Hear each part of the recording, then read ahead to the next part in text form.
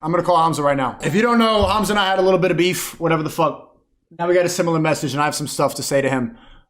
Good stuff. Like, really, I'm not trying to do a gotcha or anything. I would like to talk. I haven't talked to him since that whole beef, so it's gonna be interesting. Because I am trying to get on that self-improvement wave. Don't want people to fall down the wrong rabbit hole. Yo, Sneako. Jeffrey. Adonis. What's good, man? What's good, bro? Are you still screaming right now? Am I still what? Are you still live right now? Yeah, I'm still live. So I'm a little late. No, I'm not that late. Nah, no worries, bro. Well, I'm live, but I don't know how to show people the screen. Yeah, I got to teach you some stuff about streaming because you seem a little bit newbie with it. But you were at where I was at when I started. I was just saying to my boys then that, like, we've been watching yours on my phone then. And I was just saying, bro, no matter what you want to say about Sneako, bro, he's fucking very good at the skill of live streaming. Like, people don't realize that this is a skill. Like, I've just joined. I'm total noob at it. And fuck me, it's a very difficult skill, and just watching you entertain, 8,000 people, it's very impressive, man. One thing you said in your Don't End Up Like Sneako video, I think rung true, and I saw it in, did you see Patrick CC's documentary? No. What is that, the Sneako going insane one? No. Yeah. He talked about like our beef or whatever, and there was a clip he put in. I remember when I reacted to you, I said, like, I'm not your role model. I'm just an entertainer. I'm just a comedian. And since then, I've reevaluated, and I want to, like, I do want to be a role model for people, which you are. I think what I have, you just said it, like, I have more of the, I could entertain people, I could be loud and like, but you got the holistic, like, you're more like, this is the way, this is how to do it, Adonis, Jeffrey. And it's good because, like, obviously I realized that right away when I started live streaming. Immediately when I started live streaming, I was like, where you at? I didn't really know how to do it that well. And then I'd just ask my chat, like, what should I react to? And then, bro, Hamza. Like, fuck, god damn. I was getting pissed off because every single day they would spam it. So finally, when it got time to react to you, I was fed up already. I think that's why it came off, like, with so much negative energy. But it also opened up my eyes, not trying to be racist, but it opened up my eyes to how much self-improvement men need. Men need some guidance right now because of all the other brainwashing that's going on in social media. So there's such a big market for people who need that sort of guidance. And at first I didn't want to be that. I thought it was corny and everything because I felt like I'm good on my own. I don't need, like, self-improvement. I don't need people to tell me what to do. I can figure that out for myself. I know what to do. A lot of stuff you said, like, I've changed about my life. Like, I quit weed and everything like that. Which inherently probably, like, have been lingering for a long time. But yeah, I want to incorporate more of that. I want to become more of, like, an all-encompassing. That's awesome to hear, man. And that's the message that I wanted to push out. And we spoke about this. We made videos about each other and everything. And I said that I took your joke. Like, it just made me emotional and stuff. And so I took it way too heart. And I think what you said about, like, my boys and everything, it hurt. But I think we just weren't seeing each other on the same page. I didn't see you as just a lighthearted guy who's just making a joke and he's on live stream. I saw it as like a personal attack, and I was just being feminine and emotional, and I've learned from that. What type of weirdos have you encountered? I'm guessing you must encounter a lot of, like, and I know you're streaming right now, but, like, you could be honest, like, especially my Discord server, like, back during the height of the beef, they'd be like, they would, like, I had fucking guys investigate Hamza's Discord server. They'd be like, these guys are so weird. Like, oh my God, they're, like, obsessed. What's the weirdest interact? And they even wanted to do, like, a Discord battle, like Sneako's Discord versus Hamza's Discord. But I just saw that as a waste of time. But have you encountered? In terms of me and you, not that much. I was quite detached away, to be honest. I was, like, in Thailand. I was training 2, 3, 4 hours a day. I was really, the internet and the Airbnb wasn't great, so there was so much friction to, like, literally logging on. So I saw, like, your video about me, and obviously I joined your live stream that one time, and I didn't really see much else, which was quite beneficial because then my head was just focused on other areas. You also, it stuck in my head a lot, you saying your main channel is literally dying. And since then, like, I've taken, it hasn't died, like, since the blow up of TikTok and everything too, it's grown, but I haven't taken a back seat with that. I'm wondering when you started watching my main channel. A while ago, probably when you turned 20.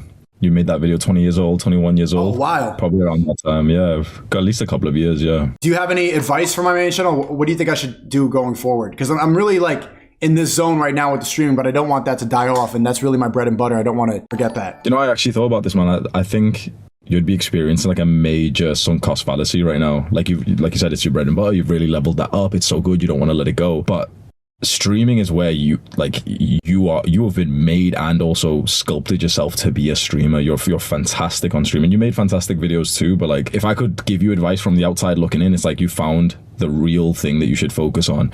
And the ROI of doing those videos seems very, very low compared to the ROI of sitting down and getting into a flow state and, you know, like hyping up and everything as you do on live stream. It's like you're growing faster. You're probably making more money from your stream than you are from your main channel. Your main channel videos, I assume, take weeks per one compared to a live stream. That video 20 years old took a month to make, bro. That first video was a month, and it has maybe 1 million views, something like that. It's something that it's not comparable. Like, but if you're only looking at the money and the clout, which is not why I got into this in the first place. I was like trying to be like a deep artist for a long time. So you can't forget about that. But it is kind of like eye opening. And I think I tapped into streaming when I made this video, How to View Women, and then Lasanabi reacted to it.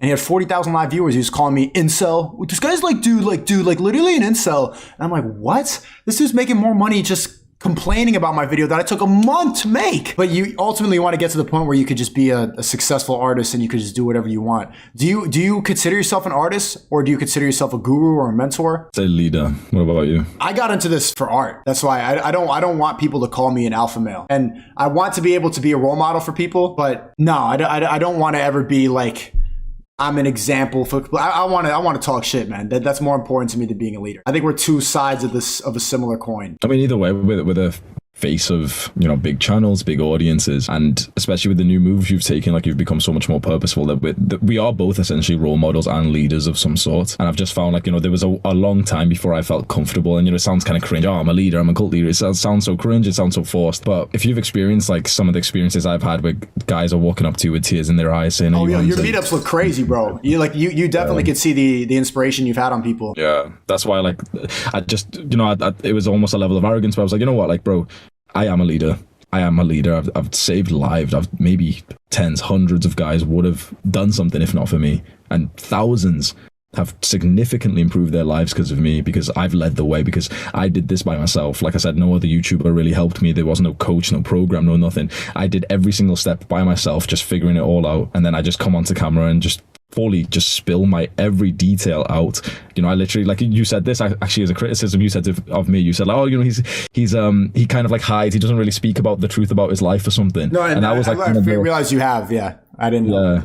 That was like, that actually didn't hurt at all, because I was like, no, like he's objectively wrong, because I actually think I'm one of the very few YouTubers who's been 100% honest and authentic on my channel, that like I've spoke about the deepest, darkest secrets that I've ever had, so that someone watching can actually relate to me and walk through my story with me, so that they can actually come out at the other side just like I did. I told people just every detail, every gory detail, every traumatic, abusive detail, every like detail about my old habits and how I would do them. I walked people through very relatable stories. That's why I think I am a leader. Do you think you're an arrogant person? Yeah. Yeah, me too, probably. I think you need to be. I think you need to have a level of self-involvement past most people in order to put your face on a camera every single day. Yeah, and if it wasn't socially viewed as a negative trait, if, for example, we just didn't know people's perception of arrogance, if it was positive or negative, we'd just be like, yeah, of course I am, yeah, 100. When you think about what arrogance is, it's like, yeah, like a high level of self-assurance. Bro, that sounds good to me. It's just that high level of self-assurance almost offends people who don't really have it, and they're like, well, he's got to be a bad person because he's really sure of himself. Yo, chat's saying do 20 push-ups. You want to do 20 push-ups right now? Yeah, fuck it, let's do it, bro. Let me get outside. You want to stretch first? Go on, man. I'm doing this shit outside, bro. You in a car? Where are you right now? You just want to get better Wi-Fi? Outside of the Airbnb. Ready, bro? All right. Chad, who has better form? Oh shit, he's not done. Chad, do it with us. Don't just watch this shit. Do it. Ooh. That was 20? I stopped counting, bro. Okay, okay. You got better form. Fuck it. Chad's Jackie, you got better form. All right, that's why I'm the comedian clown.